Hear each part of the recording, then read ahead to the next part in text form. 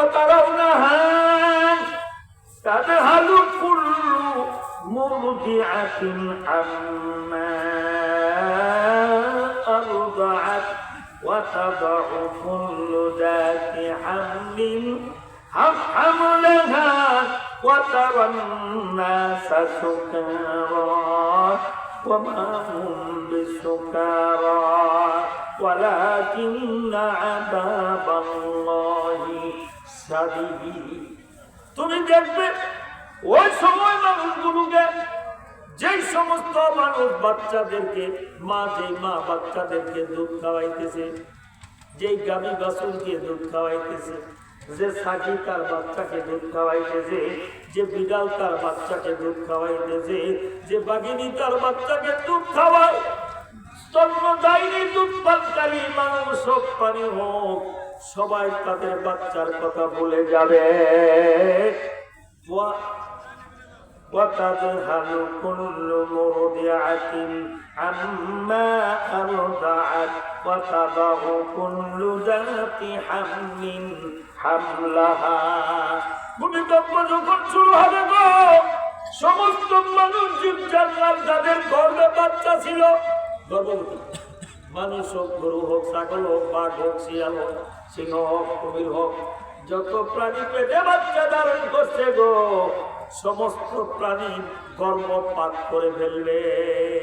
কয় মাসে তো তার খবর নাই, ভূমিকম্পের ঠেলায় বাচ্চা পড়ে যাইব, এমন হয়ে যাবে, নষ্ট হয়ে যাবে সব বাচ্চা।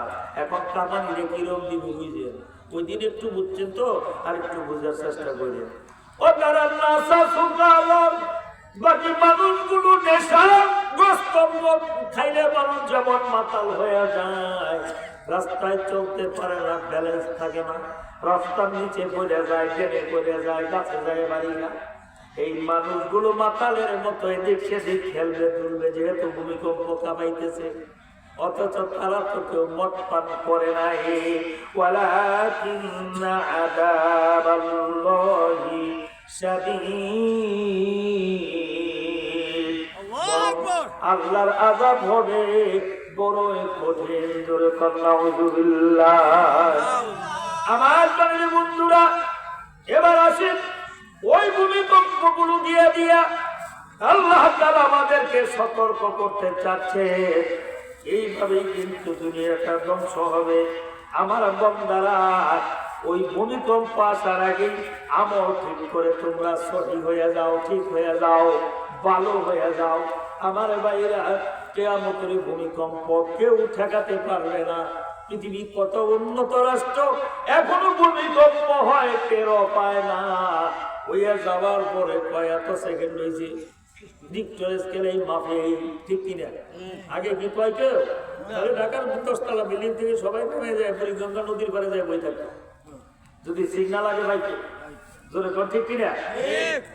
আমার প্রাণের বন্ধুরা, এবার আসেন আয়াতের তাফসীরে একটা হাদিস পড়ব আমি।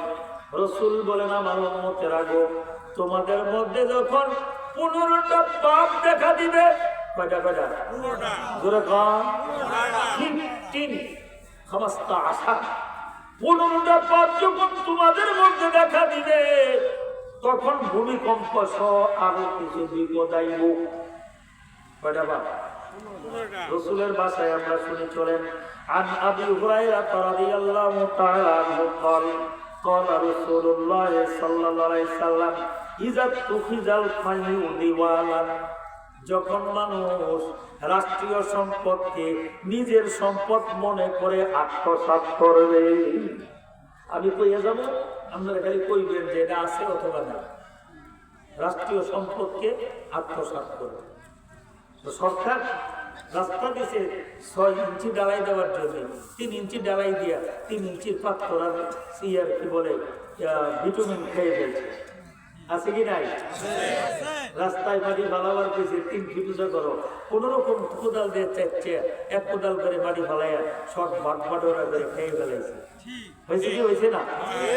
গুরুস্থানের জন্য সরকার 1 লাখ টাকা বাজেট করছে, 50,000 টাকা খাই ফেলাইছে, আর 50,000 টাকা গুরুস্থান আলাদা পাইছে।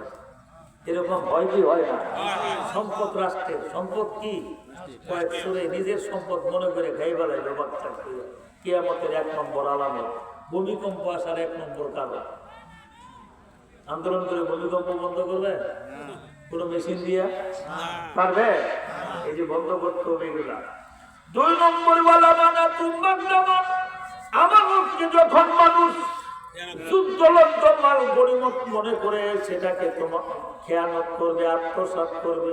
একজনের কাছে আপনি 50,000 টাকা রাখছেন, গরিব মানুষ, ব্যাংকে যাই অ্যাকাউন্ট করবো, ওই লেখাপড়ার যোগ্যতা নাই।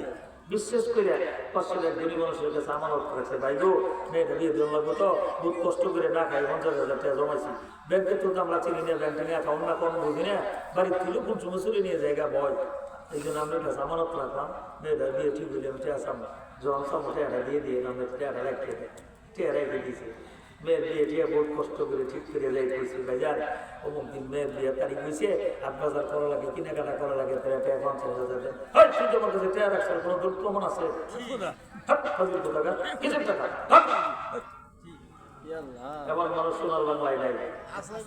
জোরে কর, আমানত আত্মসাৎ করে আমাদের খেয়ালত করবে। রাষ্ট্রের সম্পদ দিচ্ছে চেয়ারম্যান সাহেব, সাউনিয়ার রাস্তাটা ফাঁকা করে দিবে, টাকা দিছে 20 লাখ, 10 লাখ টাকার কাম করে 10 লাখ টাকা ভাগাভাগি করছে। সরকারের আমানত চেয়ারম্যানের কাছে, সরকারের কি আমানত, টিউনার সাহেবকে দিছে তুমি 5 কোটি টাকা জমা করে সুষম বন্টন করো। ওখান থেকে অর্ধেক টাকা রাখছে, যারা 1 লাখ দিছে 50,000 পাইছে, 2 লাখ বাজেট করে 1 লাখ দিছে, আর বাকিটা খাই ফেলছে। এমন ব্যবস্থা আছে কি নাই? এই আমানতকে যারা খেয়ানত করবে তখন আল্লাহ আযাব গুলো দিবে। 3 নাম্বার ওয়াজ যাকাতুল মাগরামান, যাকাত দেওয়াকে যখন জরিমানা মনে করবে, যাকাত দিবে না। বর্তমান যুগে শতকরা 60-70% মানুষের উপরে যাকাত খরচ। একটা কামলা তার গরু 2-4 লাখ টাকা থাকে, সুদে লাগা আছে কি নাই? বিক্রি করে সুদে দেওয়া লাগা এমনও আছে ইতিহাস। দর্শী আমরা আমার ভাইরা এপিএস ডিপিএস কত অ্যাকাউন্ট আলমারি সিভে বেরিয়ে সে টাকা জমা দিয়ে গেছে, 5 বছর আগে রাখছে, উস নাই 50,000 1 লাখ। 52 তেলের উপর দাম কত? সামান্য 70-75,000 টাকা। এটা আপনার ঘরে থাকলেই তো 1 বছর অতিক্রান্ত হলে যাকাত খরচ আছে না অনেকের কাছে? এটা অথচ যাকাত দেয় না। যাকাত না দিলে আল্লাহ আসমানি আযাব দেন, রহমতের বৃষ্টি বন্ধ করে দেন, অবাধ দেন, দুরারোগ্য বেঁধে দেন। 3 নম্বরে যাকাত দেওয়া মানুষ জরিমানা মনে করবে। ও তুআল্লামালে গায়রে দিন, দিন শিক্ষা দেওয়া হবে। এলেম শিখবে দিনের জন্য নয়, চাকরির জন্য। এলেম শিখবে কি জন্য? দিনের জন্য নয়। দিনী এলেমের খেদমত করার জন্য নয়, আমল করার জন্য নয়, চাকরি করার জন্য। অনেক মাওলানা সাহেব আছে নামাজি বলে না, দাঁড়িয়ে রাখে নাই, আছে কি নাই? সার্টিফিকেট অর্জন করছে চাকরির জন্য, কামাইয়ের জন্য, দান্দা করার জন্য, দিনের জন্য করে নাই।